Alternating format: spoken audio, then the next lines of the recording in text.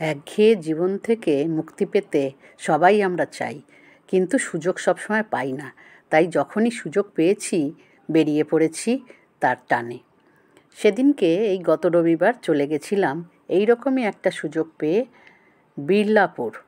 বিড়লাপুরে একটা ইটভাটায় আমার পরিচিত একজনের বাড়ি আছে, তার কাছেই গেছিলাম। সঙ্গে উপরি পাওনা এই প্রাকৃতিক সৌন্দর্য। বিকেলের দিকে সূর্যের শেষ রশ্মিতে চারিদিক রঙিন হয়ে গেছে। এত সুন্দর তার সৌন্দর্য যে আমি ভাষায় বোঝাতে পারবো না।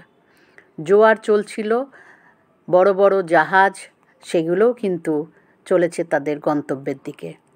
আর সঙ্গে দেখলাম ইটভাটায় নানা ধরনের কাজকর্ম। সত্যিই একটু অন্যরকম কাটলো দিনটা, খুব ভালো লাগলো। ধন্যবাদ।